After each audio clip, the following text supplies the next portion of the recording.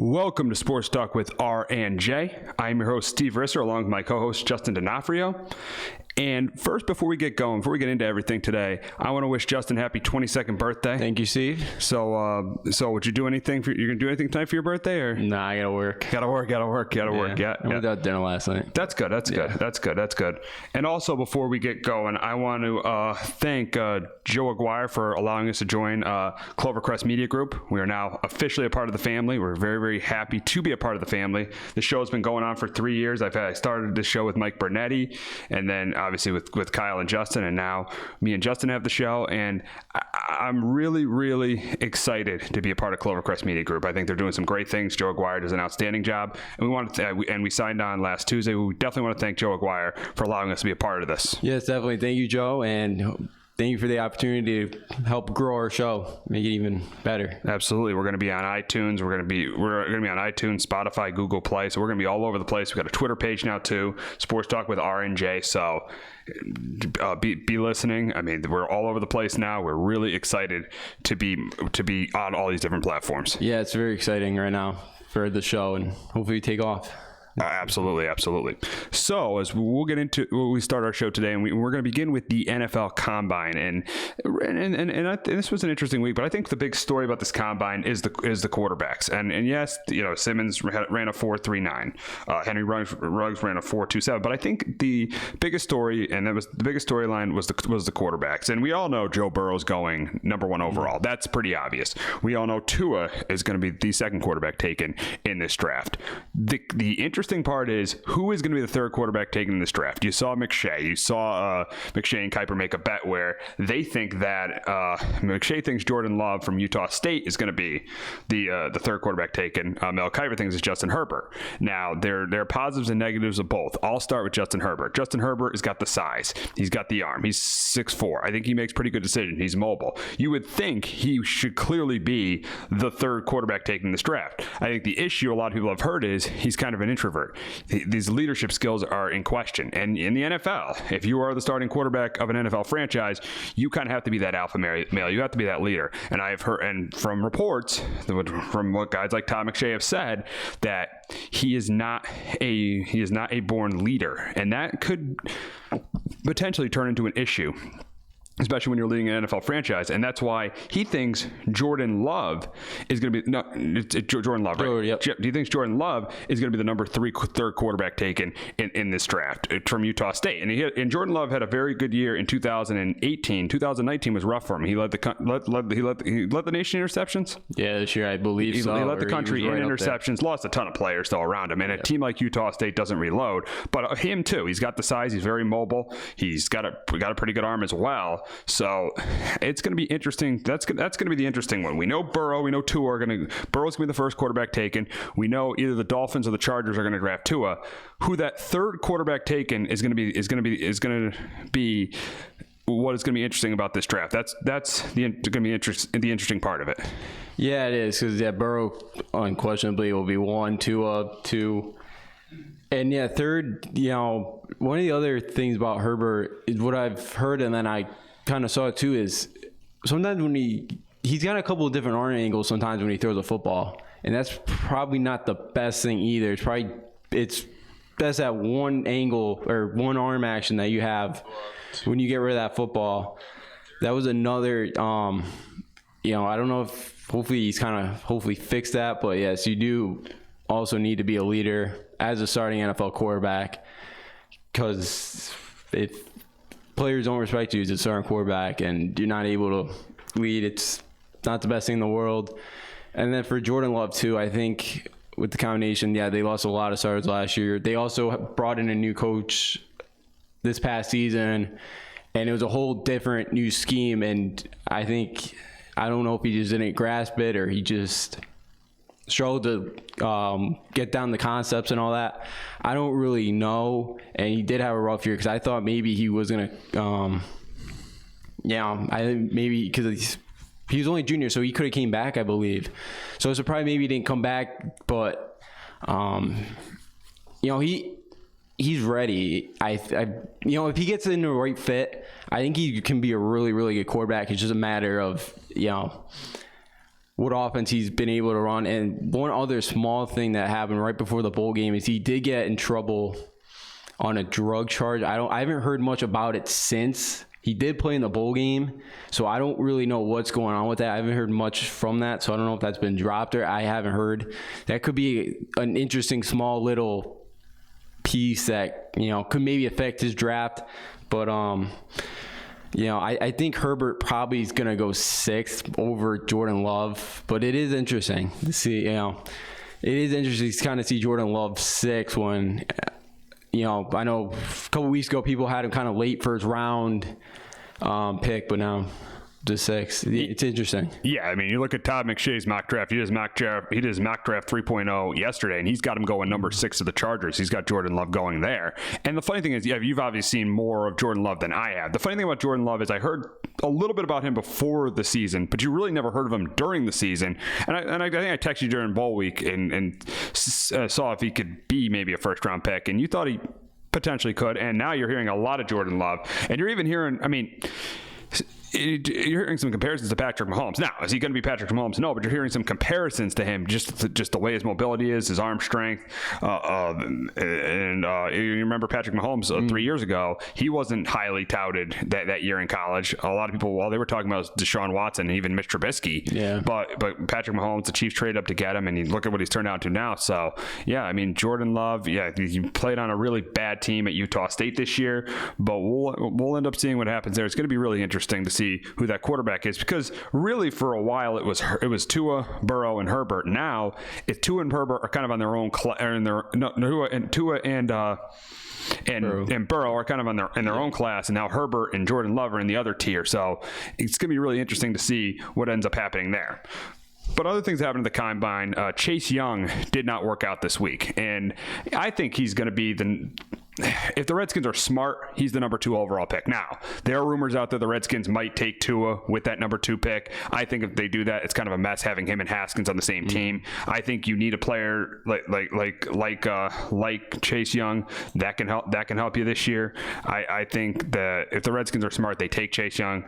Is there any? Obviously, there's probably very little impact to his draft status, but is there any impact that Chase Young not working out could have to his draft stock? I don't think there should, because we saw what he was able to do on the field. He led the country in sacks. His arms too are like 33 3/4, something like that. Like, he's got some long arms. His hand technique too, getting by guys, is so great. Just watching him, I don't think there should be, because he didn't work out. You know, I think we saw everything that we need to see on the field the past few years from Chase Young. And if the Washington Redskins, and why wouldn't they go with this kind of like 49ers mold of what they just say, kind of just build that defensive line and just kind of get pieces around it? And we just saw, a 2-14 Niners team go on to the Super Bowl. 4-12 Niners team. And let's be at that 4-12 Niners team would have been better if Jimmy Garoppolo played the year before. So saying they went from 4-12 to the Super Bowl is a little bit of an exaggeration, because they would have been a better team if Garoppolo was healthy. They would have been like an 8-8 or a 9-7 team. But your point is good about the Redskins defensive line, because they have some pretty good defensive linemen with Ryan Kerrigan, with Jonathan Allen, with Daron Payne, with Matt Ioannidis. So they have that was the strength of their defense, actually, that defensive line. And everybody got on the 49ers for years for saying, you keep drafting defensive linemen, It worked out. Look at how good they were this year. So if the Redskins could do that, I think I will rip the Redskins if they don't take Chase Young. They need to take Chase Young with the number 2 pitch. Yeah, because then you probably have to trade away Haskins, unless you just waste him too. Like Rosen's getting wasted down in Miami right now. You're not playing him. It just seems it wouldn't surprise me if the 49ers actually make that move. Just because it seems like a 49er thing to do. I mean, a Redskin thing to do. They should take Chase Young, though. I think Tua's going to be a great player if he can stay healthy. I just think Haskins to be that guy, especially because he already has a relationship with one of the wide receivers, Terry McLaurin, who's, he already kind of had that chemistry down. I think Haskins would be a good quarterback in this league. I just think he just needed more time to develop and all that. Just didn't need to be thrown into the fire like he kind of happened. Absolutely, and he played some good games last year. Had that really good game against the Eagles in week 4 and week of 15. Had a really good game against the Giants in Week 16. In the month of December, Haskins started to play really well. And then you look at this team. Dwayne Haskins, Terry McLaurin, Chase Young, all Ohio State guys trying to rebuild this franchise. I think, I know I've been repeating myself today, the Redskins have to take Chase Young at number 2. They have. That's the second best player, I think, on the board right now. He could, and he could even be right there. Him and Burrow, I think, are neck and neck. 1-2, I think, because of how Chase Young can change a game with how you have to scheme for him. I don't, because he's just so tough to take on a single block. He gets by pretty much every time. Again, I think he'll be able to do it where where you're gonna have to double team this guy in the NFL, and he could be a game wrecker. And I think he changes the defense, especially with that D-line already. They already have pieces. It just adds to it. It makes that D-line even better for that pass rush to help out kind of the secondary, because I know that was not great for the Redskins last year. It would help the defense dramatically to get another piece like Chase Young. Absolutely. We go to another defensive player, and that's Isaiah Simmons, who ran a 4.39 at the combine. This guy is so versatile. He could play safety. He could play linebacker. This guy's so versatile. I think he's going to play linebacker in the NFL, though, and I think he could do everything. He could tackle. He could cover. He is perfect for today's NFL, especially as a linebacker. Perfect for today's NFL. And if you look at the draft, he probably will be Burrow 1 to the Bengals, 2 Chase Young to the Redskins. At 3, I think potentially the Chargers or the Dolphins are going to trade up to get Tua. So that could put the Giants in the number 4 spot. I'm telling you something.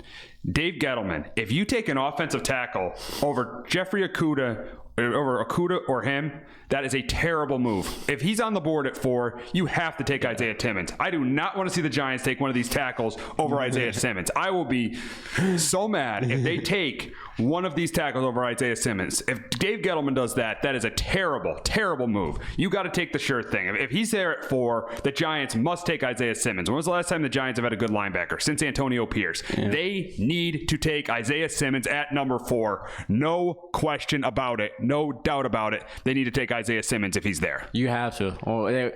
He was probably top 10, but now he's jumped to the top 5. He's with the week he had, and you don't see too many players come out that could play linebacker, cornerback, and safety like this. You don't really see that could play anywhere defensively on the field.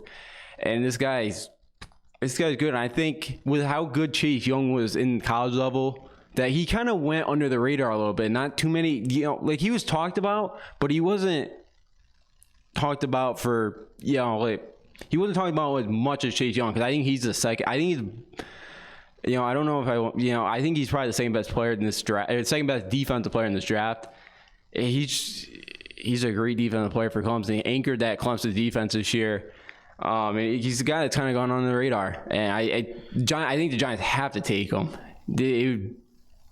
It wouldn't surprise me if they don't, because if Gettleman goes for a hog molly, I am going to be so upset. I mean, and I guarantee you they'll take one of those 3 tackles at number 4. I guarantee you they're going to do that. And you don't know how good those tacklers are going to be, number 1. And number 2, offensive line play. I don't care what the Keys bros say. Offensive line play is down in the NFL. This team needs a playmaker on defense. They don't need another tackle with upside. They need a proven playmaker on defense. And Jeffrey Okudah or Isaiah Simmons would be one of those guys, not one of these offensive tackles that is hit or miss. They need a playmaker on defense. That's why if one of those 2 guys, if both those guys are available, they got to take one of those guys. And if one of them's taken off the board, they have to take either Okudah or Simmons. They need a playmaker on defense, not another tackle with upside. This is the NFL in 2020, not the NFL in 2007. They need a defensive playmaker, because that's what this team is lacking. You still need a line, though. But I get that, dude. But the interior of the line is fine, and we got a mobile quarterback. Yeah. We need a playmaker on defense. You do. You need a Simmons.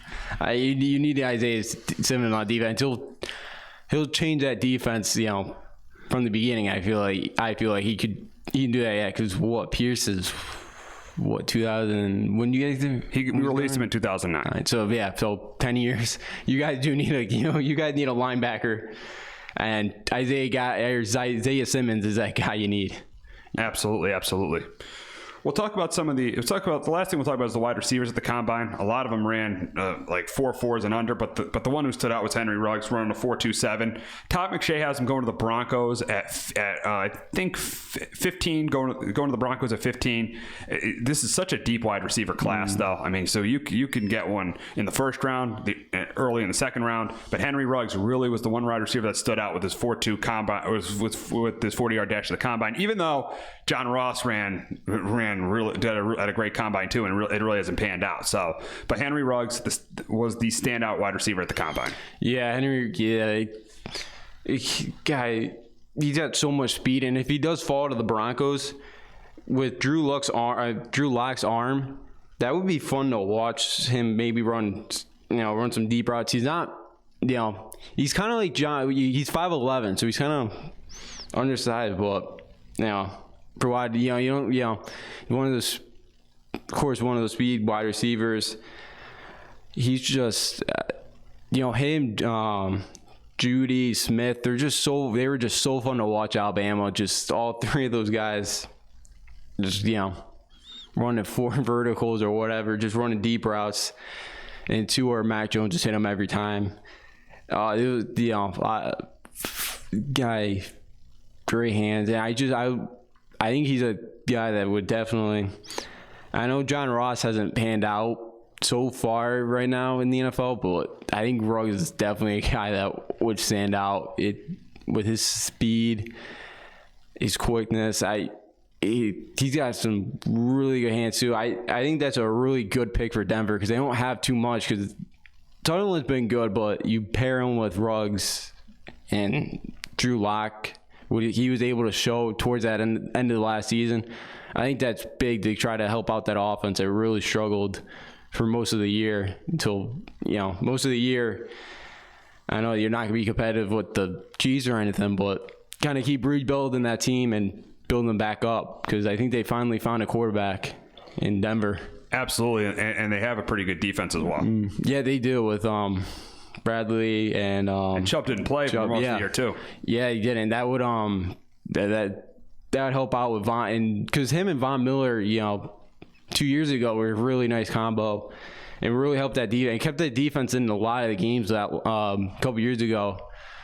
And because the Denver team got better, I felt like throughout that season. I think they got more competitive from beginning to the end of the season. And they were a pretty competitive team. Even they had some. They competed. Yeah. They competed with Minnesota on the road. They beat Houston on the road. They were close at Indy on the road. So they were competitive in a lot of road games this year too. So and they lost. If you remember the beginning of the year, they lost 2 games on game-winning field goals on the last drive of the game. They lost to Chicago and Jacksonville on the last drive of the game. So Vic Fangio has that thing going in the right direction. If they take Henry Ruggs and to play opposite of Cortland Sutton, I think that offense has potential with Phillip Lindsay and their offensive line improving as well. Oh yeah, Ruggs is just he's so good at route running. He's a good route runner, I feel like too. I think you get it's so the wide receiver class is so deep. I don't think you could go too wrong with a wider if you either go Ruggs or, I know Chenault just got hurt, so his draft stock probably falls. But he's just so electrifying to watch. With Ruggs, Judy, it's Smith, Alabama last year. You could not go wrong with any of those 3 wide receivers. You just couldn't go wrong, and those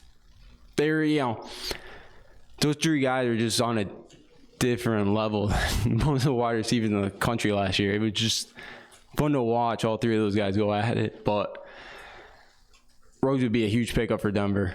Absolutely. And we'll obviously get more into the draft once free agency ends, and we'll definitely be talking about the draft a lot in April. But now, what's going to be the big story of this month is going to be Tom Brady, and where is Tom Brady going to play next year? And it's going to be. It's been a huge story so far, but it's going to even become a bigger story of where Brady's going to play. We saw him at the Syracuse basketball game sitting so courtside with Julian Edelman, and Julian Edelman saying he's coming back. But I'm telling you, I'm not sure if Tom Brady's coming back. And if you see what New England has right now, looking at him, it's not the best place. He does not have the best chance to win the Super Bowl playing in New England. Looking at his skill guys on offense, the offensive line is shaky. If you look at the skill guys, the best skill guy is Julian Edelman. That's been banged up over the last couple of years. You got Philip Dorsett, you got Mohamed Sanu.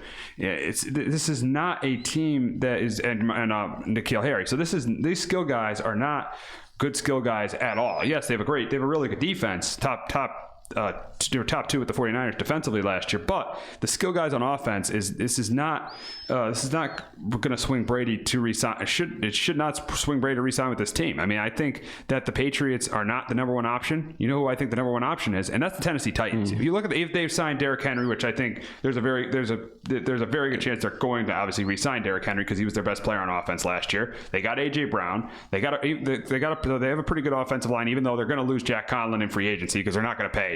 If they get Brady, they're not going to pay Brady, Henry, and Conlon. That's just unrealistic, seeing the money that Conlon's going to want. So I mean, I think that Tennessee is the best option because I think he knows Mike Vrabel.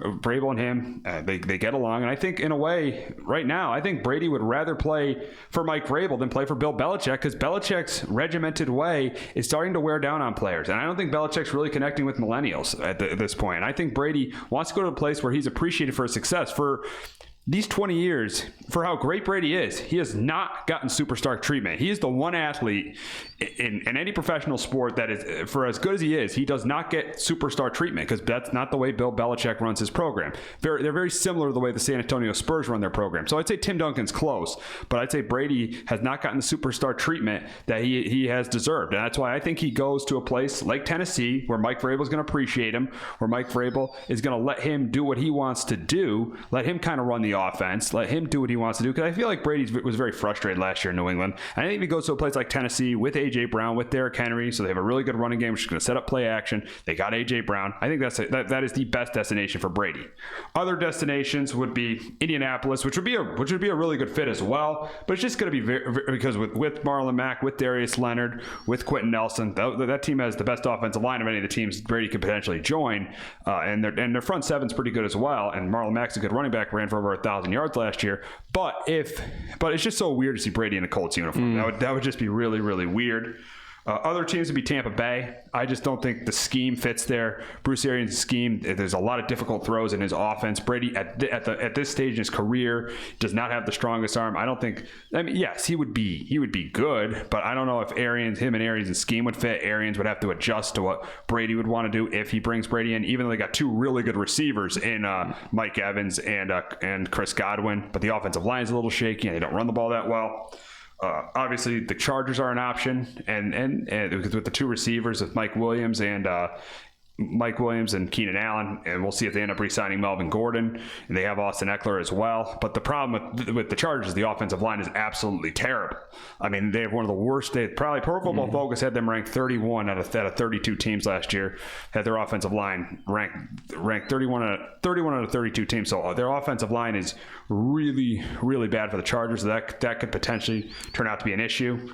And then you look at the Raiders. I like the Raiders' weapons on offense with Josh Jacobs and Darren Waller.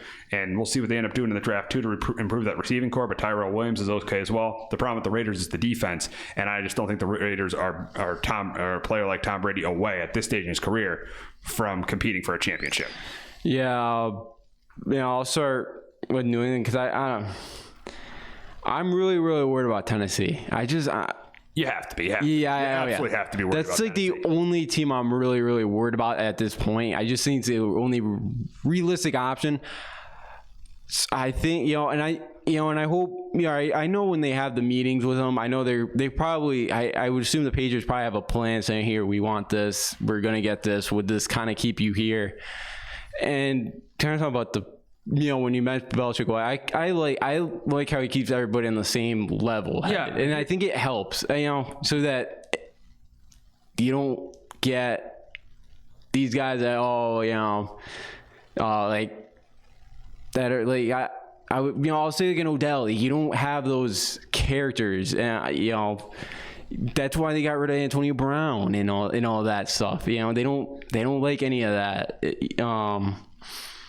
Extra stuff that behind the line, that kind of come out and all that. So, I kind of like how he keeps everybody in the same kind of level and all that. And I know that, Brady does kind of deserve all that treatment, but I like how they don't treat anybody differently with any of that superstar stuff.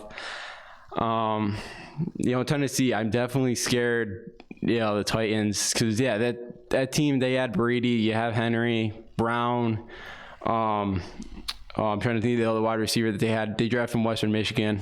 Corey Davis. He's not that good, but still, as a number 2, he's not terrible. He's not bad. He's probably better than Patriots number 2 guy right at the moment. Because Sanu was probably the worst second-round trade in history. Pick for a second-round pick, yeah. Probably the worst trade. You give him Henry, the line's not bad.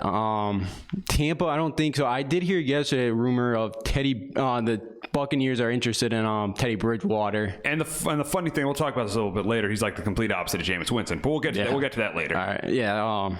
So I don't think he's gonna go there. Indianapolis, it'd be weird to see him go over to the Colts, especially the one where he got caught with the Deflategate. That would seem really, really weird. I don't know if I don't think I see him there. Chargers, I think they have to go young with the quarterback. I don't think, unless they really don't think Herbert or Love are ready and they want to develop them for a year.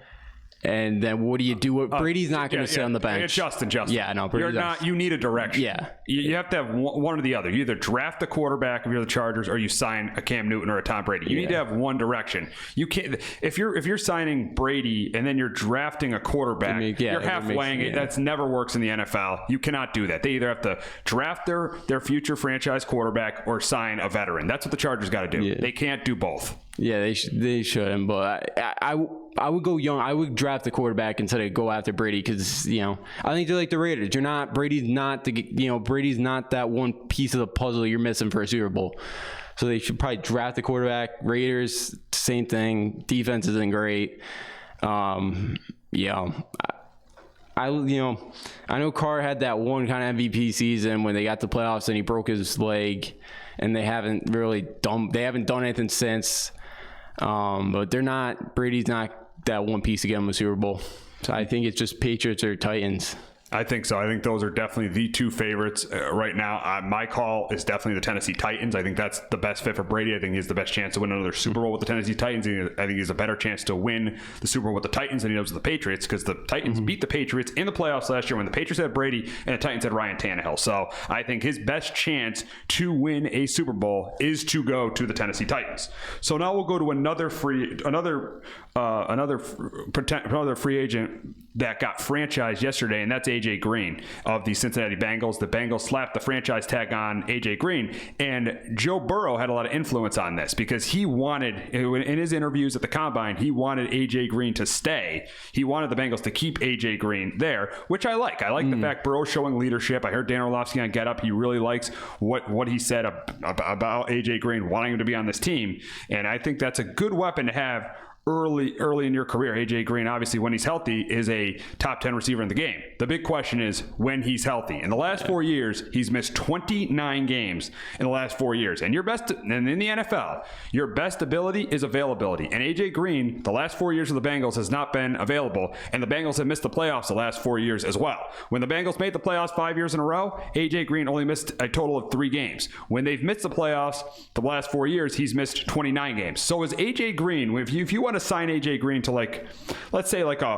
4-year $75 million deal, maybe like 17-18 million a year, are you going to give 17-18 million a year when your defense is absolutely terrible, your offensive line is absolutely terrible? Yeah, you have some decent skill guys on offense with Joe Mixon and Tyler Boyd, but are you going to give 17 million a year to a guy that has missed 29 games in the last 4 years? Yes, he's probably one of the greatest players in the history of the franchise. AJ Green is a Hall of Famer, but are you really going to give all that money to him when he's missed? When you need to improve your team around Joe Burrow. Joe Burrow wants him. So this is why I'm 50-50 on this, because I know Joe Burrow really wants him.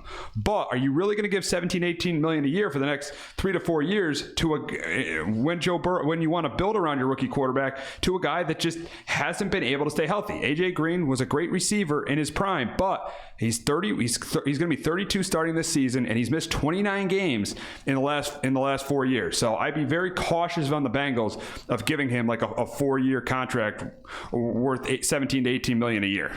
Yeah, it is risky because it's almost half the season really in each of the, because it's about 29 games, about over 70 games. So you right around 7, so it's almost half the season he's missed. And it's risky, but as we've seen, when he's healthy, he's great. When he's and just for Burrow too, it helps when you're given a wide receiver when he's healthy. I think it's too risky right now to give him the 4 years.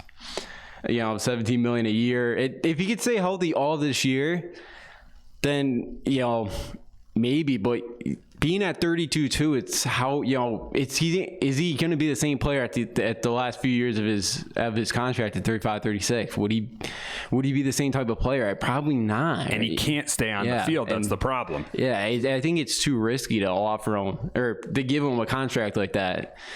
At this stage and not being able to stay on the field, but for Burrow's kind of, for Burrow, it's good to have him, Boyd, and maybe it's something he can get John Ross going, because we saw he was great with the deep ball last year at LSU. Maybe because of how quick he is, maybe he can help with the deep ball this year. But John Ross, another guy who can't stay on the field. That's the problem. You take him number 2, the top 10 pick. That's why you're 2-14, because you waste a top 10 pick on him. Yeah, he wasn't top 10 worthy. I know his combine, the 40-yard dash was ridiculous, but I didn't think he was like a top 10 player when he came out of the draft. It's just something Bengals made a mistake on. They need him to stay healthy too, but it's not a bad if they can all stay healthy. And Joe Mixon kind of the first few weeks he didn't really do much, but he kind of got on towards that end of the season. He started to run the ball really well, so they do have a decent offense. They all can kind of stay healthy, but that's the one question. And if they're not healthy, then it's kind of tough. It's tough to do anything with, and you kind of saw that. And if your offense was pitiful most of the time for pretty much all season, it was pitiful. Absolutely. So we'll talk about other guys that are going to get the franchise tag if their teams don't come up with long-term contracts. And one's very interesting, and that's Shaq Barrett of the Tampa Bay Buccaneers, who had a monster season last year with 19.5 sacks. But the issue with Shaq Barrett is he did that on a contract year.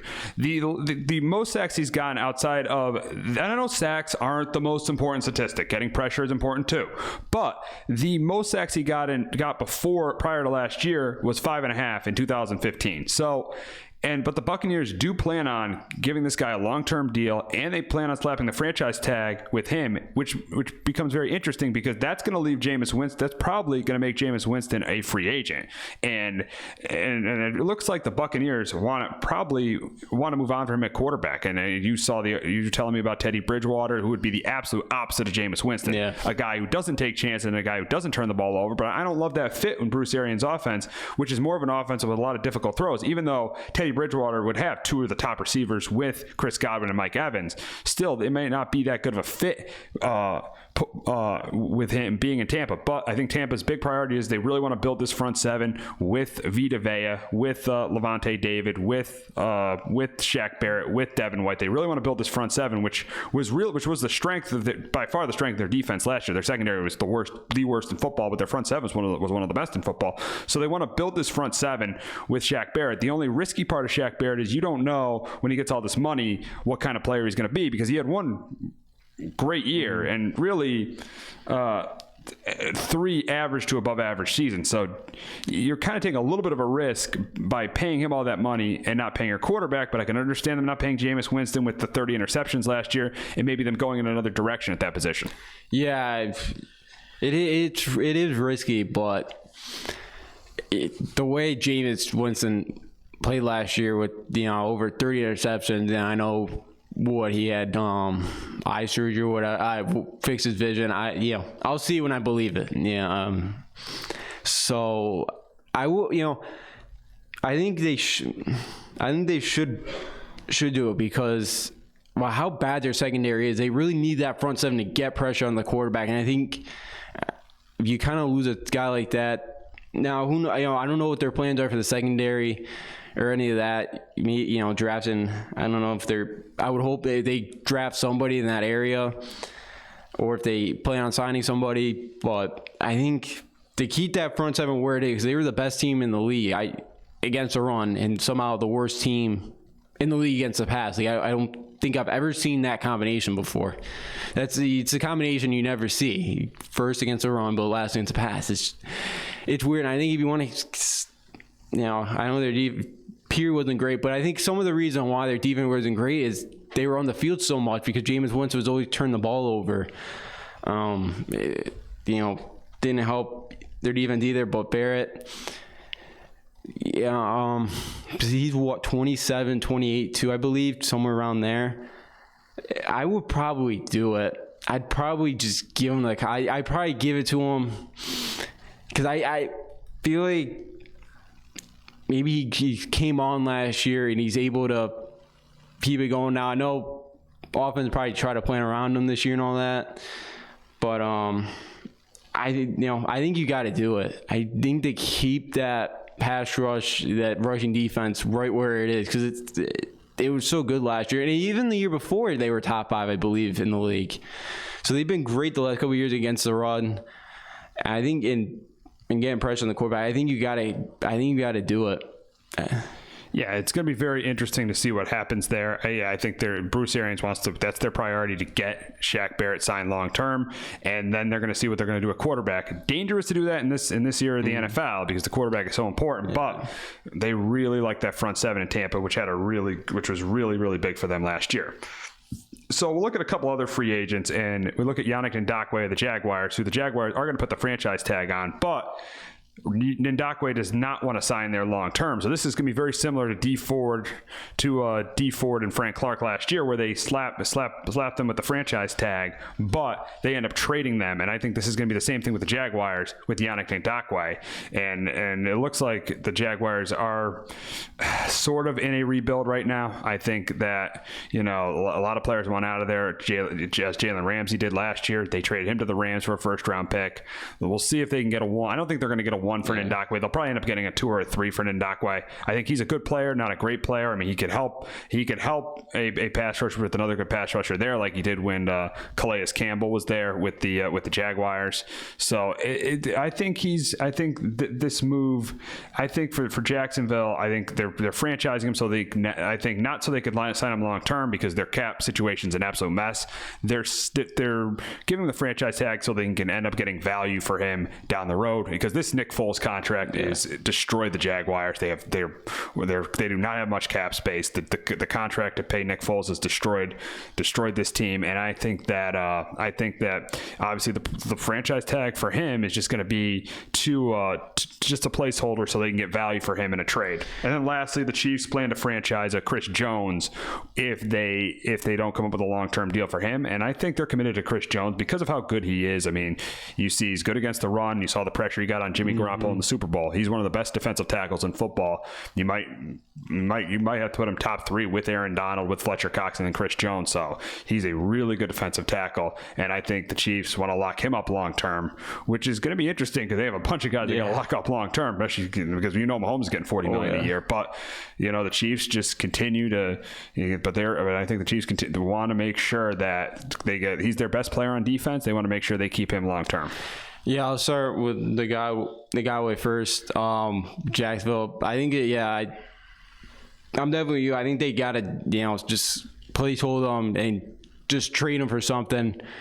Because $88 million to Nick Foles, man, that's brutal. And I know they want to trade him now, but you're gonna have to probably pay half that, maybe more. I don't know who would want to take on 40. Nick Foles' contract. I don't know what team would want that and would have to pay some of the chunk for that. It's kind of destroyed them right now. We're a team that kind of was hoping to go back, turn things around after getting the AFC Championship game a couple years ago. And then with Chris Jones, they definitely have to sign him long term. Now the thing is, it's how much more money will they have to sign him and Patrick Mahomes, because they're not going to have much money to sign anybody else. I know Watkins is up next year, so he's probably. I would assume they're probably not going to be able to re-sign him. But you got to keep Jones, because if they don't, how do you replace it? That defense definitely takes a hit, and that defense got a lot better towards the end of the season. And if that defense could continue to build off what they did at the end of the last year, that Chiefs team is really, really scary, because they're not going to give up 28 points, 24, 28 points again. And with the way they're obviously moving the ball, they have to keep Chris Jones long term. He had a great year, and I definitely put him up there, top 3, top 5 in D tackles right now in the NFL. He had a great year, and was a huge part of why they won that Super Bowl, getting pressure late in that game against Jimmy Garoppolo. And people forget that the pressure he got on Jimmy Garoppolo in the second quarter of that game to force an interception. That was big, because that got the Chiefs got a field goal off of that. So that was a big play too by Chris Jones. Yeah, it was. Because that kind of turned that game, because that got the Chiefs going. That was because they weren't really doing much before that point. That kind of got them going a little bit until that fourth quarter where they really took off. But yeah, he did a great job getting to Jimmy G that game and forcing him to make some mistakes a couple times. And even he was the one that forced that fumble too, I believe, right? So yes. So he forced a couple turnovers. So yeah, you got to keep Chris Jones on that defensive line, because that team's really good. Well, that defense will be be good if they kind of keep him the way they built last year. Yeah, so it'll still be like, and you don't have to be, they're on a great defense, yeah. But they're an average defense. And then in the NFL with the quarterback like Patrick Mahomes, today's NFL, that's all you need pretty much. Yeah, you could probably give up 17 to 20 points a game, and you're still probably going to win the game with Pat Mahomes. The old adage, defense wins championships, was proven wrong last year by Patrick Mahomes, when the Niners had a 10-point lead and Mahomes came back and won that game. The adage, defense wins championships, was proven wrong last season. Yeah, I guess I agree with you there, because that was, Mahomes is just that guy's just a different breed. I don't know if we'll see a quarterback like that again. The mobility, the arm, what he can do too on the run. There's just no word to describe Pat Mahomes. Absolutely. So we'll shift over to the NBA, and we had a really interesting week as Zion and LeBron went up against each other twice last week. And the first game, LeBron had 40, Zion had 29. Lakers won that game. Sunday night, LeBron had a triple. It was really the two, because Anthony Davis was out, so you had the two of them going up against each other. You had LeBron getting a triple double and Zion getting 35 points.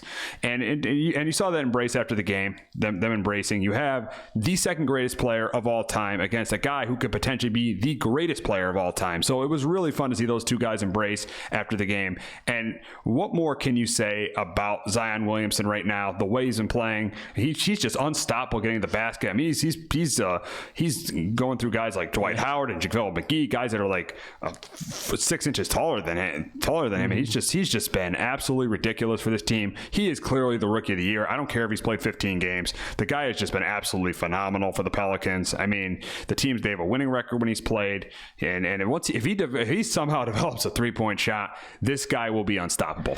Yeah, it's scary to watch. I think Morant's had a great year, but I think if the Pelicans get into the playoffs, and because they're still 8 games under 500, I think they're still 3 games out of 8th, I believe. They're still.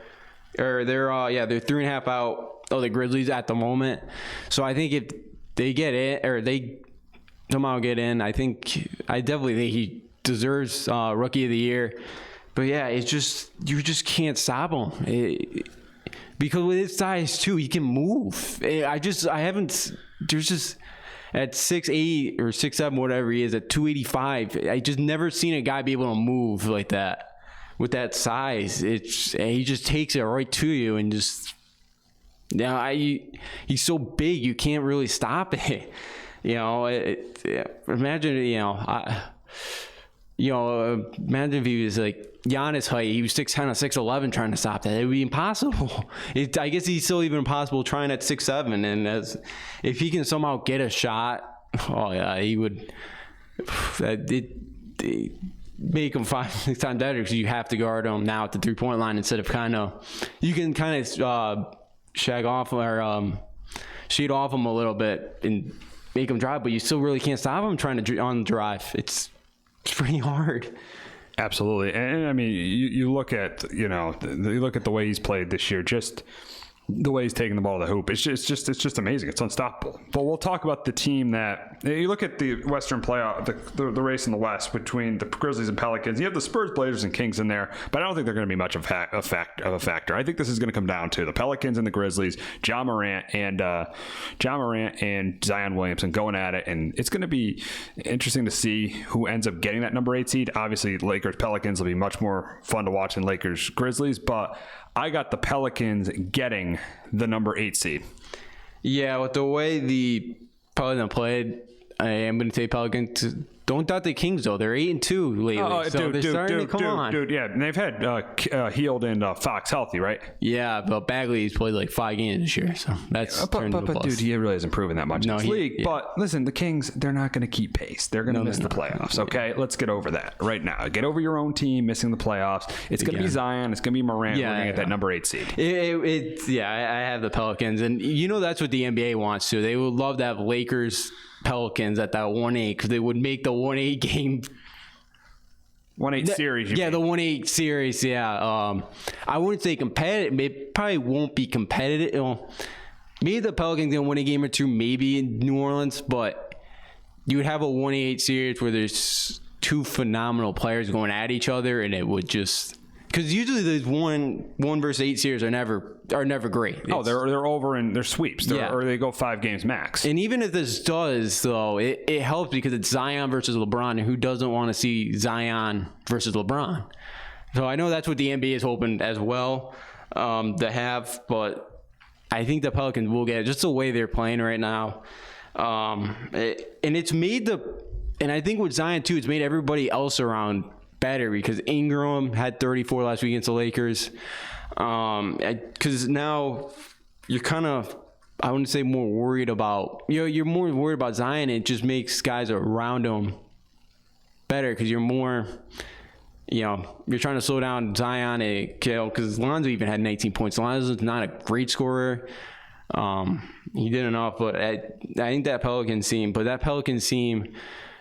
if they could stay healthy for years to come, they could be. They're going to be a threat in the Western Conference. Oh yeah, I mean you look at this team. I mean Zion could be one of in 2 years could be a top 5 player in this game. You have obviously Brandon Ingram, who's a good number 2 option. I mean Drew Holiday's okay as well. So the Pelicans are going to be, and then Lonzo Ball. Oh, yes, he can't score, but he can distribute. Yeah. So they got young talent.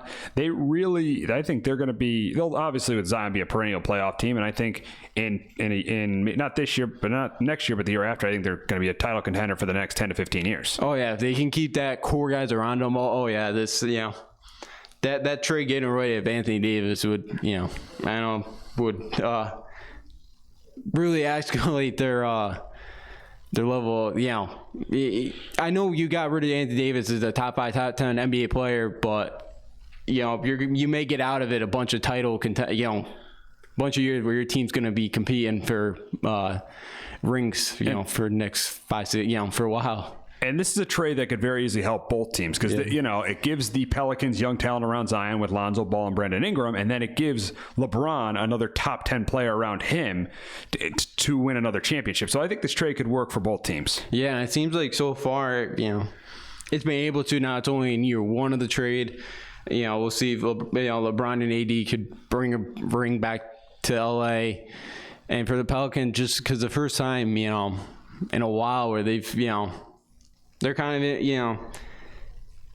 this is the first time I know they're year 2 down the line for probably being a title contender, but I don't, it's been a while, probably since they had Chris Paul there, that they've, even when they had Chris Paul, they weren't really title contenders, I wouldn't say. I think they had a couple good years, but never got the title. They were the New Orleans Hornets. Yeah, because the problem with when they had Chris Paul there was really David West was their best player. Yeah. Chris Paul was great. He's probably the best player of our generation, one of the best players of our generation not to have a championship. Mm-hmm. I mean, Chris Paul's had a great career. He's a first ballot Hall of Famer, but the second best player was David West. That was a big reason why they didn't win anything. Yeah, and that that's a problem now in today's NBA because it seems like everyone's got that you need that second superstar to win you a title, it seems like nowadays. And he didn't really have that back then. But yeah, this Pelican team down the line, they can stay healthy. They keep the core. It's going to be a really, really good team for years to come. Yeah. So now talking about we talked about Anthony Davis's former team. Now talking about his current team, who is the best record in the Western Conference. But the question is, are they the best team in the Western Conference? Because Sunday they play the Clippers, and the Clippers have beaten them twice already this season. And we don't know if Davis is going to play in that game Sunday.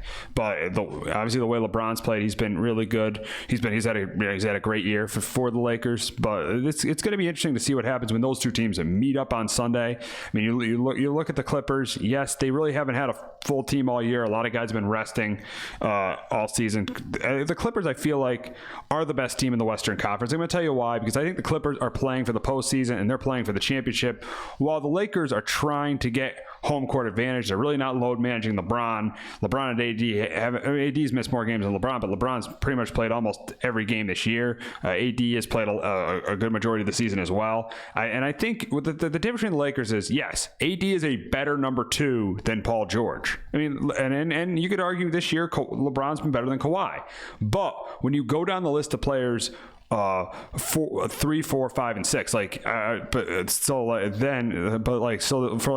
see, look at the Clippers. They got Lou Williams. They got Montrezl Harrell. They now got Marcus Morris. So you could look at all three of those players, and they're probably better than the Lakers' third best player. Who is the Lakers' third best player? It's you can't answer that question. Yeah. You cannot answer the question with who the Lakers' third best player is.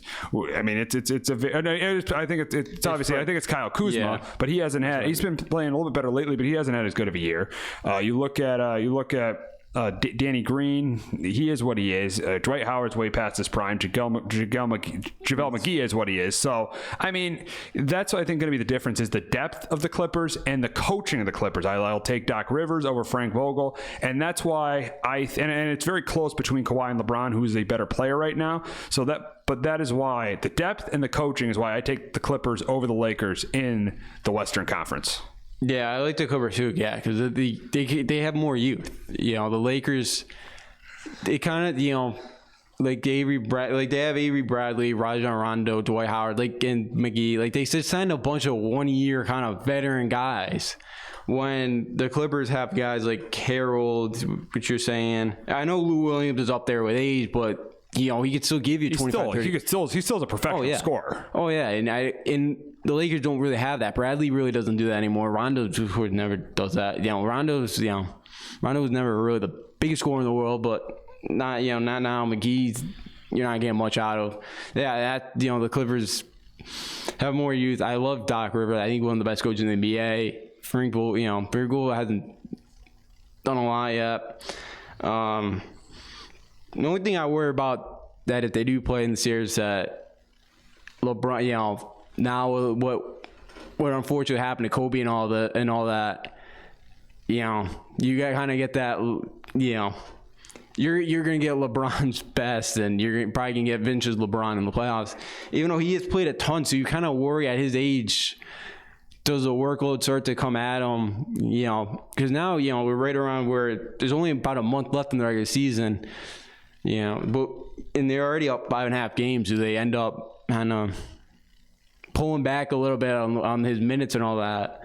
We'll have to see. Because probably pretty close to clinching a playoff spot and all that, and you're already 5.5 up. But I think they do need to beat the Clippers once in these final 2 meetings. They it's not great you get swept, but I think Sunday is a big one. For the Lakers, but they actually have a tough week with the Sixers. You got the Sixers at home this week. The Sixers don't have Embiid or Simmons playing. Come on. Oh yeah, actually, I forgot. We're going to talk about the Bucks a little bit later. And I forgot. I did forget. I did hear that Embiid's out, so you should be given by that one.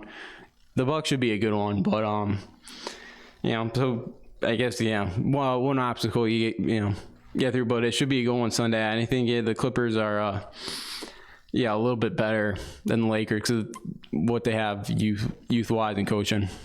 Absolutely, absolutely. And now we come to the question of who the MVP is in the league at this point. And it's I think it comes down to two guys. It comes down to Giannis and LeBron. I mean, LeBron has had a really, really good, not saying LeBron wasn't great last year, but he's had a really, really good comeback season. He's averaging 25 a game. He's averaging, I think, over 10 assists. He's averaging a double-double. Both are averaging a double-double, Giannis and LeBron. Both of them right now are averaging a double-double. They both have their teams as the number one seeds in their respective conferences. So it's very close between the two. But if I had to pick an MVP right now for the second straight and for the second straight year, I'm going to take Giannis. And listen, as the Keys Bros know, as Brian Forrester knows, last year I made a statement that Giannis wasn't a top 5 player in the NBA during the playoffs. And I will admit to everybody, I was wrong about that, because right now I think Giannis very easily you very easily say you could bet Giannis is the best player in the game. And I think right now he is the MVP, and I'm going to tell you why. This is the best. He's shooting over 30% from three-point range, the best in his career he has shot from three-point range. I think defensively he is outstanding. I think, being 6'11", he's pretty much unguardable going to the basket. I think look at the record of the team. 52-9. He's got the best record in the league. He's averaging 29 points a game, 4 more points than LeBron per game. And you look at his second number 2 player. LeBron has Anthony Davis. Giannis has Chris Middleton. So, and then you look at when LeBron didn't have AD last year. Yes, there were injuries with the Lakers. I get it, but the Lakers didn't make the playoffs. Yeah. Giannis, when he had this same kind of team around him last year, was the MVP, and he has improved this year. So, for me, my MVP, even though LeBron is having a great year, my MVP is Giannis because of he's been scoring. I think it really pretty much just comes down to scoring for me, because I think defensively, making guys better around them, they're both doing as good of a job. But I think it just comes down to scoring for me, and Giannis has won more games. That's why I think Giannis should be the MVP right now over LeBron.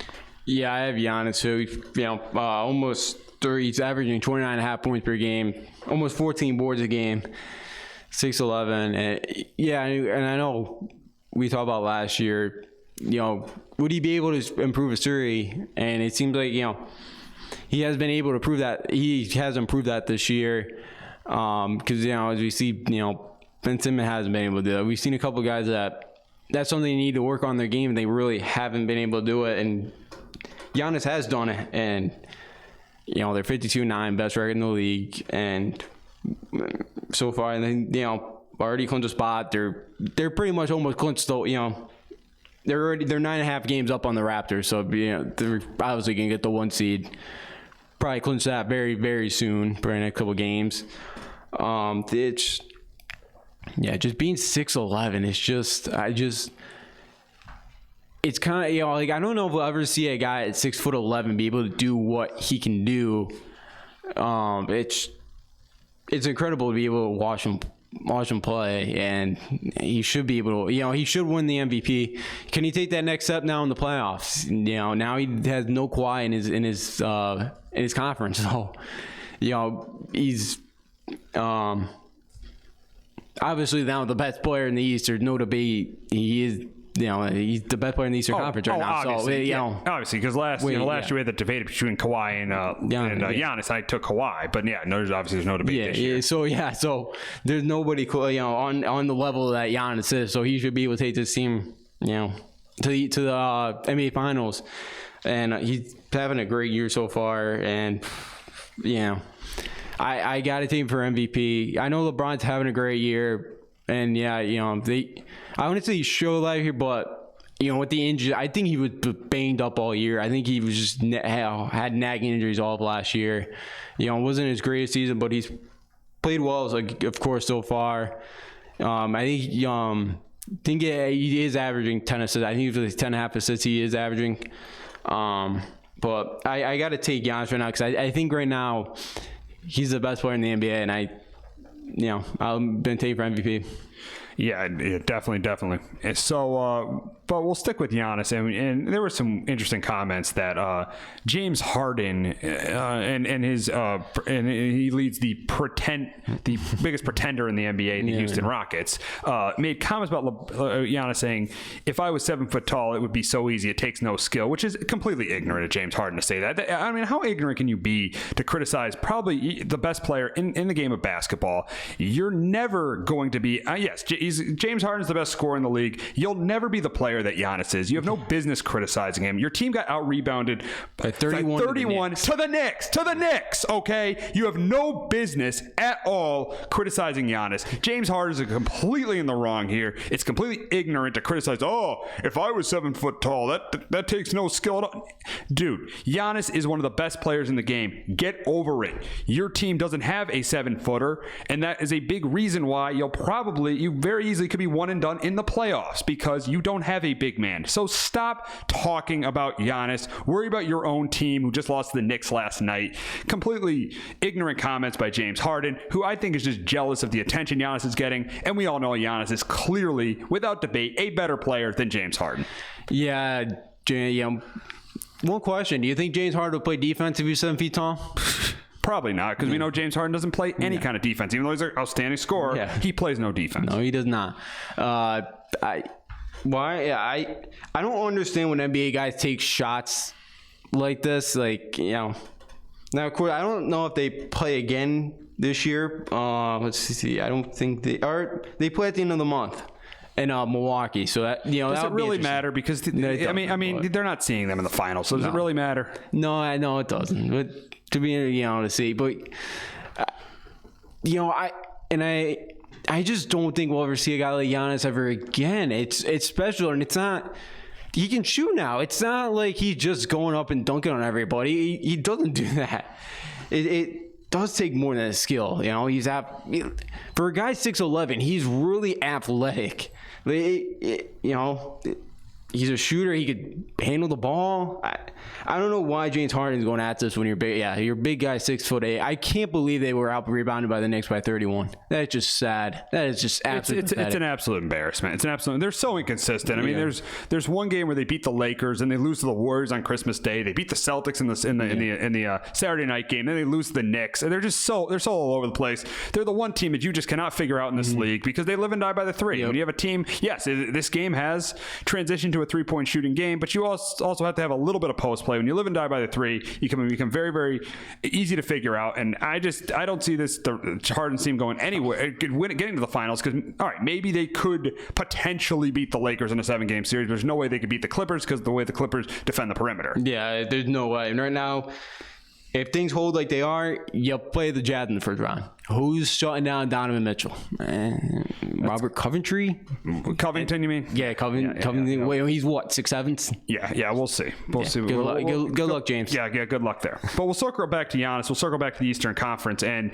I was listening to Golick and Wingo driving up today, and they were saying who is the biggest threat to the Bucks in the Eastern Conference, and they were trying to say the Miami Heat. And listen, I love the way the Miami Heat are built the way Pat Riley's Knicks were built in the early 90s, and that was successful in the early 90s. But the way the Heat play now, that kind of basketball is probably not going to work in the postseason because they're great defensively, but who is their second scorer outside of Jimmy Butler? And Jimmy Butler, for how great of he's a really good player, but he's not a top 10 player in the NBA. So Jimmy Butler, it was a really good signing. I mean, I like the way the Heat have played. Bam Adebayo's had a really good year. Kendrick Nunn, Jimmy Butler's had a good year. I mean, they've been the team that's probably given the Bucks the most trouble because they've beaten them twice, and they've held Giannis's average 29 points a game against everybody else and 21 points a game against the Bucks. So against the Heat, I mean. So they've given Giannis trouble, but I just don't see a second scorer on that team. And in the playoffs, I feel like that's going to hurt the Heat down the road. But I would say that the biggest threat to beat and I've said it last week, the biggest threat to beat the Bucks in the playoffs is the Celtics because they have a player who is a potential superstar and that is Jason Tatum. And even with Kemba out, he has been playing really, really well. And even in their losses when Kemba's been out, they lost to the Rockets. And I don't love the Rockets, but they lost to the Rockets by 1. That was a great game Saturday night. And then they lost at 1 point in overtime, and they lost to the Lakers by 1. So Tatum has been playing outstanding. That's why I think the Celtics are the team that could knock. They have the best chance to knock off the Bucks in the Eastern Conference. You look at the Pacers; they've struggled since Oladipo has struggled since he's came back. The Sixers, they can't stay healthy, and Embiid and Simmons can't play well together. And the Raptors, yes, it's been a nice story in the regular season, but no Kawhi, and that's going to be a problem when they have to face the Bucks. If they have to face the Bucks this year in the conference finals, so that is why my pick to be for the team to be the biggest threat to the Bucks in the East is the Celtics. Yeah, I got the Celtics as well. Tatum's been unbelievable this year. I guess today too is his 22nd birthday, Jason Tatum. Oh wow! So same. It's born on the same day as you. Yeah, I got to find out, see if I can find what time he was born. See, a little bit older, younger than him. But I think too, and being such a big UConn fan, Kemba always turns it on in March. We saw it in UConn. Even when he was at the Hornets, it seems like he played his best ball in March and April. I know the one time he was in the playoffs, he got swept, but again, didn't really have much. But he, when he comes back, I think you get that Kemba Walker that's near the end, and he always plays his best basketball towards the end. And I think the combination of that. Now the thing is, they were not able. Can the Celtics stop Giannis this year? They did not do that very well last year. That's the only thing I'm worried about. Can they slow down Giannis? I think they can, because I think this team's gotten a lot better. Hayward seems much better this year than he was last year coming off the injury. Brown's been good. Tatum's been great. Kemba's been good when he can stay healthy. Can they just shut down? Would they be able to slow down Giannis? That's a big question. I think they could, but it would be tough, and because it was a 5-game series, I believe, or they sweep them last year, the Bucks. It was 4 or 5 games. Because the Celtics won the first game. That's when I went on that take. That's when I went on that take about Giannis after game 1, saying he wasn't a top 5 player in the game. Yeah, he must have heard you after that one. Yeah, exactly. Yeah. So, we'll see if they'll be able to slow him down. But I think the Celtics are definitely the biggest threat right now to the Bucks. Absolutely. So we are going to talk some college basketball, and we are getting closer and closer to Selection Sunday. We're now less than 2 weeks away from Selection Sunday. Before we do our game in and out, we'll preview some of the games on the last weekend of the regular season in college basketball. And we'll start tonight in the Big Ten as Michigan State heads up to State College to face Penn State. Michigan State, we saw last week. You really saw in that game against Maryland what Michigan State could be. They looked like the team we expected all year. Cassius Winston was great. Xavier Tillman was really good as well. And Penn State has really been struggling recently. I mean, they had that win against Rutgers I think it was last week, but they lost to Iowa this weekend. And I think that Michigan State goes in there, and I think they win, and I think they continue to play well, and they win by double digits tonight. I got the Spartans over the Nittany Lions. Yeah, I got the Spartans. Now, one of the big reasons why Penn State has not been playing well is one of their top scorers, Myron Jones, has been out with an illness. Saturday, he was a chance he was going to play. He did not end up playing. I haven't heard. I've been trying to look, but I haven't heard. I think he's playing tonight, but I haven't. Not 100%. I have not found it that confirmed that he is or not. If he can play, I think Penn State knocks him off, because he's been much better when he's on the floor with Lamar Stevens, because when they're both paired together, they're a very good guard duo that nobody's really talked about. And this Penn State's, if they get Jones back, this team can make a run in the tournament with their guard play, because these guys can really score the basketball. And you're right about Michigan State. That was the first time I think all year is what we saw their potential was. Because this was a Final Four contender at the beginning of the season. I know they lost Langford, which has been great, but they finally showed. It was finally the team that we thought we'd see the whole year, and it finally came out Saturday night. One of the and Rocket Watts, one of their top freshmen that came in this year, he's really starting to score the basketball. He had 16 the other night. He's starting to play a lot better. He's been able to help out. He has Winston at the guard position. And the last time Michigan State played Penn State went on the road, beat them. Michigan State too. Only Cassie Winston was the only double-digit scorer for the Spartans, and then Malik Hall, who was a freshman, he's only averaging 4 points a game. He's 12 for 12 in the field in their two biggest wins of the year against Maryland on Saturday and against Seton Hall. So he's another guy. He's kind of stepped up in a big spot, but can he be more consistent? We'll find out. But I think the Spartans will get it done on the road tonight. Got a huge Big East matchup on Wednesday night. Seton Hall trying to clinch the outright title in the Big East. They host Villanova at the Rock in Newark, and I think Seton Hall wins this game. I think they win it by double digits. I didn't like the way Villanova looked on Saturday against Providence. They couldn't shoot. They couldn't put the ball in the ocean, and I really like the way that Seton Hall looked against Marquette. And Miles Powell, Quincy McKnight. They got a really good. They had a really good backcourt, and this team is the best team in the Big East. And for the first time in a long time, I could say Seton Hall could not only get to a Final Four, but is a national championship contender. Yeah, I don't know the last time they've done that. 90s maybe? I think they got there in the 80s. I think they got the national championship, I think in the 80s. I believe so. 89 with PJ Carlesimo, they lost to Michigan in the 89 national championship game. You are right. I knew it was someone right around there. But yeah, this team is really good. Powell, that was fun to watch Saturday. Powell going up against Marcus Howard, that was a fun one. But for Nova, 5 for 30 from the field. This is why, I do not like teams that live and bite out of three. I don't like taking teams that do that because they were 5 for 30, and they're just too inconsistent, and it's usually if Gillespie's on, the team's on. If Gillespie's off, the whole team's off. That's kind of the thing. It kind of seems like that. Nova, too, the first time they got out rebounded by 13 by the Pirates. They got to do a much better job on the glass, even though the Pirates, they're not really that great either on the glass, but they got to be much better. Seton Hall, their defense has got to be a little bit better. I know Howard put up half of Marquette's points. You can't let Gillespie do that, even though I don't really see him doing that.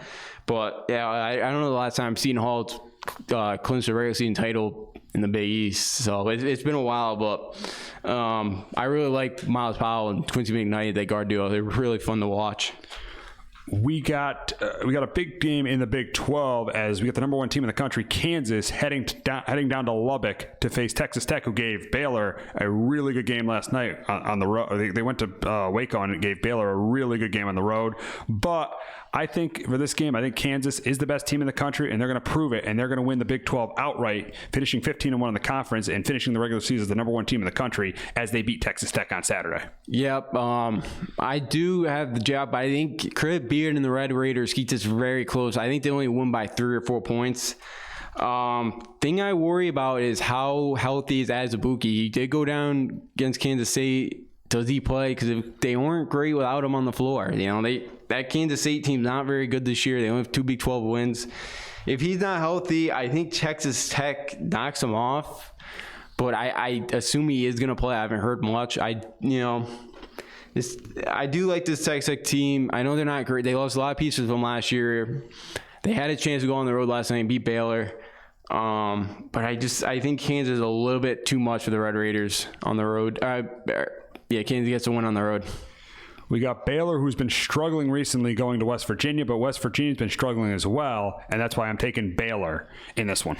Yeah, I'm going to take the Bears. I am really, really worried. They cannot stop the pick and roll on defense, and Kansas figured that out 2 weeks ago. TCU was able to do it against them. Texas Tech didn't do a ton of it last night, but I feel like right now West Virginia is not playing very well. Their problem is they just can't score. They can still force some turnover. They have to force turnover. They don't press this year, but they're still able to force turnovers in the half court. They have to do that because their half court offense is awful right now. They have to get out in transition and run. They got to get some odd man rushes. That's how they have to win this game. I don't think they're able to do it.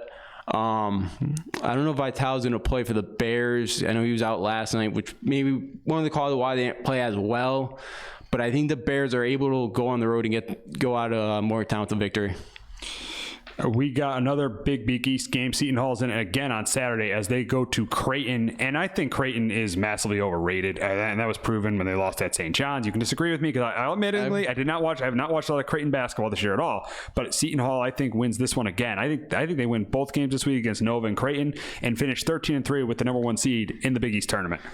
I think Creighton, this is one of McDermott's best Creighton teams. I think they can, they average about, or they shoot around 48% from the floor. They think can really shoot. The problem is they're not great defensively, and that's where they could make a run. They definitely can make a run, but can they make enough stops? And I worry about this Creighton team.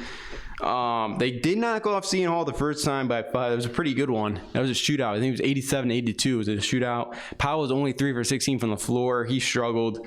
Creighton that night, too, had 4 players that had 18 points. So Creighton, these guys, Creighton doesn't have one main scorer.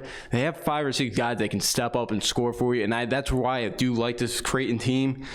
And they also get to the free throw line. They've gone 100 more times than their opponent. I love that stat. So they, and they shoot it pretty well too. They think they shoot around 78% from the line, something like that, 77%. So I think Creighton goes on or at home, especially if Seton Hall beats Nova. I think Creighton definitely sweeps the Pirates on Saturday. We got the rivalry. I know North Carolina is terrible. We always have to talk about this game.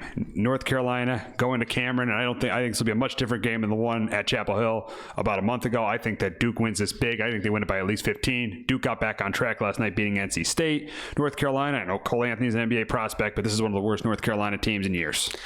Yeah, Duke should be able to take care of business. Both these teams can score, but can both teams make a stop? This is probably gonna be it'll probably be like first time. North Carolina's got to hit some free throws though. They should have won that game. Yeah, you can't go 21 for 30 at the free throw line and expect to win basketball games. You can't. And the other thing is too, Duke in transition, man. North Carolina was able to run with them the first time. I don't know if they'll be able to do it playing in Cameron indoors. Because you have to. Because I don't know if you saw when they played Virginia Saturday night. That's the perfect way to beat Duke. Make them play in the half court. Do not let them run up and down the floor on you. Because if you get in a track meet, there is no way you're stopping Duke. Because it seems like every year in a 3-on-2, they just have some guy that just runs up there and just Trey Jones just chucks him from half court, and they have a guy throwing it down. Seems like every year. So can't get in a half court or can't get in a track meet with these guys. And if Duke can shut down Cole Anthony, make somebody else beat you, then they should blow these guys out. Duke, though, you lost at Wake Forest, you lost at NC State. They have not been great on the road. I know it's at home, but they're kind of been up and down the last couple weeks. They also lost to UVA on Saturday, up and down so far. But I think they should be able to take care of business against North Carolina. Big game in the Big Ten. Michigan heads to College Park to face Maryland. We know Maryland got beat bad last week, but I think they absolutely rebound in this one against Michigan. I think they win this one by double digits. Yeah, Maryland's issue is they get off to a terrible, terrible start, and it hurt them against Michigan State. Almost bit them against Minnesota. Even the game before that, Ohio State you lost to. You didn't play well at Northwestern. I really was high in this team, Maryland team, a couple weeks ago. They're not playing well, and it's starting to concern me right now. You're only up 1-2 right now for the Big Ten regular season title. You got to take care of business in Michigan. Xavier Stetson leads the country in assists. They've been really good when he's able to stay on the floor. They're coming off back-to-back losses against Wisconsin and Ohio State. I think the way Maryland's playing, it's concerning me right now. They go to Rutgers tonight. But right at the moment, I don't like the way Maryland's playing. Maybe it's a wake-up call the way they lost to Michigan State Saturday. But I'm going to take Michigan on the road. I don't like the way they're playing. I don't like the way the Terrapins are playing right at the moment. Last game before we get to in and out, we got Ohio State heading to Michigan State this week, and I think this is another game where Michigan State wins, and I think they win by double digits. I like the way the Spartans play Saturday night. I'm back on the Spartans bandwagon. I have them winning 2 games this week. Yeah, it's been tough to go on the road for any team to win in the Big Ten. I don't think Ohio State to be able to do that. Ohio State's last 3 games, win against Maryland, wins against Michigan. They, kind of been up and down this Buckeyes team, but trying to find their way. I think senior day, Castle Winston senior day. I think Michigan State's able to get it done. I think they have a big week. They need a couple guys to step up. Washington had a huge game for Ohio State the other day. The Wesson brothers are good. Kyle Young, another guy. He hasn't been fully healthy. Hopefully he can kind of get back, because he's a guy that averaged like 7, 6, and 5, something like that. Like he's one of those type of guys that just kind of does a little bit of everything. They kind of have him healthy, but I think the Spartans do enough to get the win at home.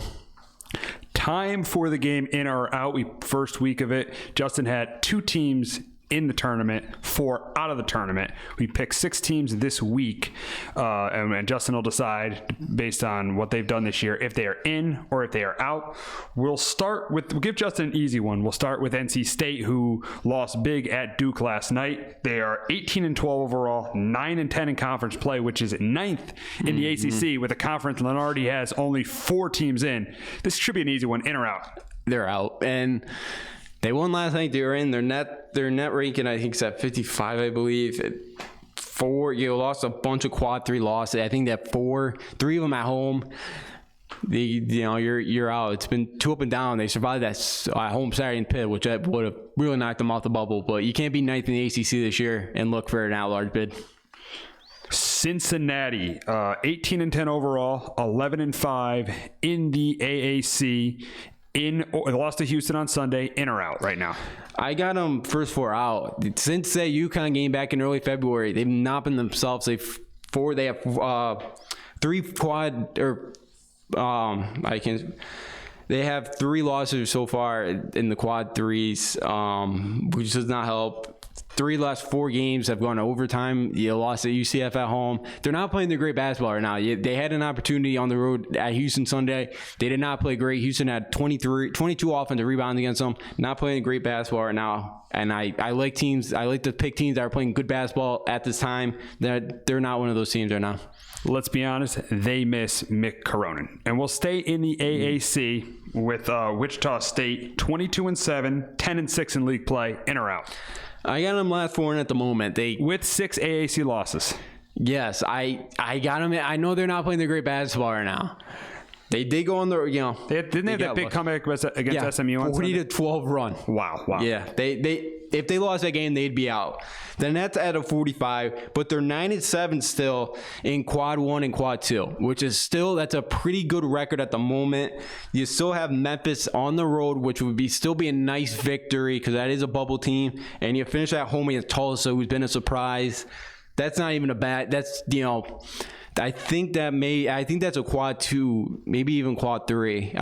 Depends where Tulsa is in the net ranking, but I think Wichita's the last 4 in. I think if they get by this week, win a game in the American, they'll be fine. Stanford 20-7 on the season, won 4 in a row. In or out? I gotta admit, I really do like the Stanford team. I don't know if it's the Pac-12 effect that nobody watches Pac-12 games, but I've seen a couple of their games. They're playing well. They're on a 4-game winning streak. They're starting to play better. They do have 1 bad loss at Cal. That's it.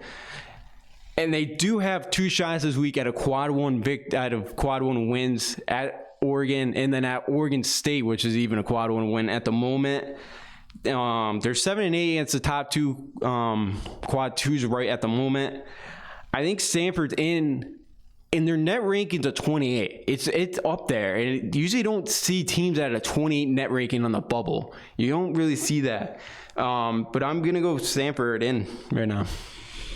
We'll go local. URI, big game this week, hosting Dayton tomorrow night. In or out for URI? 28 in overall, 12-4 in A10 play. I have them as the last team in. I think they're the last team in at the moment. You beat Dayton, and I think you're probably last 4 to the bye. They do have a bad loss at Brown. They do have a nice win against Providence, which they blew out Providence, which is looking better and better every day for these guys. Because Providence has been playing really well lately. They're on fire. if they can, that Brown loss really hurts at the moment. Even that loss at Davidson, they should have won. And Davidson's been really down this year. They were supposed to be one of the top, schools in the A-10 this year. You got Dayton at home Wednesday night. If you can, they steal that one, I feel really good about their chances. They lose Wednesday, you're probably going to have to make a run in the A-10 title to get in. Net ranking's 51 right at the moment, but if they don't get in, it'd be kind of cool to see UConn Rhode Island maybe beat each other in the NIT. I would like to see them play each other. That'll be a really fun game in the NIT if they play each other.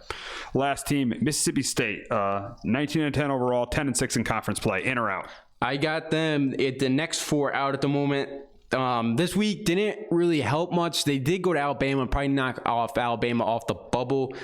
You got Missouri this week and Ole Miss. Those 2 games will not help your resume. They're going to have to win a couple games in Nashville. They have not beaten either this year a top 30 opponent so far. So, they don't have that on their belt either. I think their next 4 out, they're going to have to make a run in the SEC tournament to make a push here to get in the tournament. Funny, your in and out is very similar to Joe Lenardi outside of Cincinnati and Rhode Island. It's pretty much the same, but Cincinnati and Rhode Island are switched. Lenardi has Cincinnati in and Rhode Island out. You have Rhode Island in and Cincinnati out. Oh, okay. I did not know that. I didn't look at Lenardi's thing yesterday, but I was reading something out. But kind of interesting. I guess. Hopefully I'm right. We'll see. Things stand the way they are right now. And we'll spend a lot of time talking college basketball in the coming weeks, obviously with March Madness. And who better to have to start this show with Clovercrest and have Justin here? What a better start it's going to be with March Madness than having Justin with us to be talking about March Madness. So we'll definitely be getting really, really deep into March Madness in the next couple weeks. Can't wait. The conference tournament start today. Yeah. I think the real conference tournaments, in my opinion. All right. The real conference tournaments begin. The best one. Oh, you gotta watch it. Stop it. Because they're all one big league. Oh, come on. They're all one big league. You gotta watch it. A team that goes 1 and out. A team that wins 1 game max in the NCAA tournament. Come on. Hey, this year could be really chaotic. All right, you got a point because college basketball is not top heavy at all. So I'll give you that. I will give you that. So we're going to wrap up the show talking about the XFL. And let me just go on a rant a little bit about the XFL. Here, this league will not, they may survive after this year. This league will absolutely not survive after next year because the quarterback play in this league is absolutely pathetic. It can't even be more pathetic. I mean, let's be honest. The game I was looking forward to see, Houston and Dallas, because you think these are 2 of the top teams in the XFL. If that's the best game, that's the best your product could put out, that is pathetic. I mean, that is absolutely pathetic. I mean, the fact that Landry Jones throws 3 interceptions in the first quarter and they only lose by 7 points shows you that this league, the talent in this league is going to be, and we all knew this was going to happen. This was going to be the demise of this league, the talent level in this league. It's just, it's starting to get more and more unwatchable as the coming weeks go. And I just don't think it may survive this year because of the TV deals with Fox and ESPN, but there is no way this league is going to survive after this year. And let's be honest, this is going to be my last week watching the XFL for the next month because obviously once March Madness starts, I might channel surf and turn on the XFL, but I'm not turning it on again because the quarterback in this league, and I know it's not the league's fault. It's tough to get good quarterback play. I get it. But the quarterback in this play in this league is absolutely pathetic. It is pathetic. It's unwatchable. I mean, the game the other night, Tampa Bay against Washington was completely unwatchable. That game was so unwatchable. It was absolutely a terrible game to watch. I mean, and I'm getting tired of the poor quarterback play in this league. I'm just sick and tired of it, and that's why I think the XFL has no future. It might have a future after this year, but it has no future after 2021 at all. Yeah, my excuse for the league a couple weeks ago was, you gotta give these guys a couple weeks for preseason, but you're 4 weeks in and does not seem to be much improvement at all at the play. Yeah, they could be in trouble. I did hear this a couple weeks ago that the XFL may try to take some college guys to go up. Play the XFL, that there may be something that goes on there. If something happens there, maybe it helps out because you maybe get some draft ready guys that don't want to play in college and get paid. I think that may help out the XFL, but as a huge college football fan, I don't want that to happen. So I'm kind of hoping that doesn't. But it could be something that could be a very interesting topic to see what happens there, because that could really help the XFL out if that does, if they're able to do that. I just think the quarterback play it's is been going to be the biggest. PJ Walker's really been the only guy. Yeah, the guy from Ole Miss has been decent too. Tamu, he's been okay. I mean, for this league, he's been okay. And Josh Johnson has played decent at times, but really outside of that, the quarterback play has been absolutely miserable in this league. And we start with the first game. We'll quickly go through the slate of games this week. We got the Seattle Dragons facing 1-3, could potentially be the worst team in the XFL, facing the Houston Roughnecks at 4-0, who definitely have the MVP of the XFL on their team in PJ Walker. And I think this game is a complete blowout. I think Houston wins it by a couple scores. Yes, BJ Daniels gave this team a little bit of a boost last week, but there's a reason BJ Daniels wasn't playing. Brandon Silvers was starting in front of BJ Daniels, and Brandon Silvers was absolutely terrible. So I am going with Houston by 2 scores. Yeah, I'm going Houston big. 28-17. Houston defense forced 4 turnovers last week against Dallas. I was really looking forward to that game. I thought it'd be a great game, and I was, disappointed about, how ugly it would have been. But Houston, 4 straight weeks, they've put up 27 points or more. So the offense is really rolling. Pretty much the only one so far to keep it going. Thing about Seattle is they've been putting up. They've been hanging around in games. They just, they just have poor quarterback. Like 2 pretty good receivers in Austin Prohl and Keenan Reynolds, but just the quarterback play is absolutely pathetic on that team. It has, and it's hurt them probably from a couple losses to having a couple wins, and I'm gonna go with Houston to get the win. Go 5-0. We have a matchup of 2-2-2 teams down in Dallas this week as the New York Guardians head down to Dallas to face the Dallas Renegades. And Landry Jones is going to be out for a couple weeks, but does that really matter at the end of the day? Because Landry Jones was absolutely terrible to start the game on Sunday, and Dallas will play their backup quarterback. Luis Perez gave the Guardians a little bit of a spark at home, but the Guardians have just been absolutely horrible on the road, and I think that continues, and I think they lose to Dallas by, I think it's a 1-score game, but I think they lose to Dallas this week. Yeah, I have Dallas win this one. Very low scoring, very ugly. Like Dallas is probably first week, and even New York's first couple of weeks. I'm surprised New York got it done, but they got to win. But Perez better than McGloin the other day, and somehow New York got to win, and Dallas,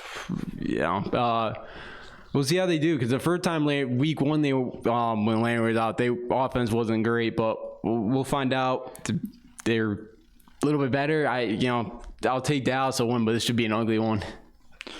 On Sunday we got a matchup of probably the 2 best teams in the Eastern Division of the XFL, but it's tough to say that the way DC has played the last 2 weeks. We got St. Louis at DC, and DC, who got up to the great start in this league, has been absolutely terrible the last 2 weeks, being outscored 64-9 to the Vipers and the LA Wildcats, and those, they're not like those were good teams. They gave those teams their first wins of the season, and Cardell Jones is, after a really good start, has been absolutely terrible the last 2 weeks. 0 touchdowns, 4 interceptions. He's been absolutely pathetic, and you're seeing why he's not in the NFL, because he's been absolutely horrible with this roster, with Eli Rogers, with Rashard Ross. They got even some NFL guys on defense, Raheem Moore, Matt Elam. You would think this DC team would be a little bit competitive. I think coaching is an issue there with Pep Hamilton. I don't think Pep Hamilton should be a head coach at any level in professional football. I think he's awful, and there's obviously a reason why. I think there's a reason why Andrew Luck is out of the NFL, because he was not a good offensive coordinator for the Colts either. And I think for this game, I think St. Louis are the better coach team, and I think they prove why they're the best team in the Eastern Division and could very easily be representing the Eastern Division and playing Houston in the XFL championship game. And they beat DC by 1 score this week in DC. Yeah, I got St. Louis. I love the way they've just been able to run the football with Matt Jones, with Kristen Michael. Yeah, they've been great. And Tamu's, and 2 best quarterbacks are. And what, 2 best teams. And what are those 2 quarterbacks? Mobile quarterbacks. Okay, mobile quarterbacks. Why is Landry Jones and Matt McGloin, they can't stay healthy and they struggle in this league? Because they're not mobile. That's the way football is going in that direction. I see your point. I still think that it's important to have those guys like a Jake Fromm coming up in the draft. I think they're still important guys. I think they're still. I know that the offenses and all that are turning into, okay, let's, let the quarter, you don't want to, go out, run outside and just, the Lamar Jackson of the world. But I still think it's important that these pocket passers that you have. But, for DC, Cardell Jones doesn't even have 200-yard passing the last 2 weeks, which is pretty brutal. This DC team that I thought was going to be pretty good the last 2 weeks have changed my mind. I don't know how you get shut out to the Vipers. I know the Vipers have been getting better. I just don't know. It's been a horrible couple of weeks for the defenders. Yes, absolutely pathetic. Last game, the Tampa Bay Vipers go to the LA Wildcats, and the Vipers got their win last week. LA's played well at home. I got LA winning this one by 2 scores. Yeah, I got LA winning. They did not play well the other day. I know they lost Nelson, their top wide receiver, and their running back Marcus Carter. I know he's a backup. So I know they lost a couple of pieces last week on the road, which probably didn't help. The Samba team came out of nowhere last week. It was able to get the win. But yeah, and the loser of the team too will own the worst record in the XFL too. So the bottom bowl, I guess we'll call this game. But I'll get LA at home. Yeah, a big motivation for someone to win this game. Yeah. So let's get to wrap it up this week on Sports Talk with R&J. For my co-host Justin D'Onofrio, I'm Steve Risser. We'll be back next week talking about the franchise tags in the NFL. We'll be obviously getting into the conference tournaments of March Madness, and we'll be recapping the week in the NBA. It's a big week in the NBA with Giannis and LeBron going against each other, and LeBron going against the Clippers. So we hope you listen on all the flat platforms we're on, Google and Spotify. We're happy to be joined. We're happy Joe has been able to bring us on to Clovercrest Media Group. We're very happy, as we said earlier in the show. We hope you listen on all the different platforms, and we hope you have a great day, everybody.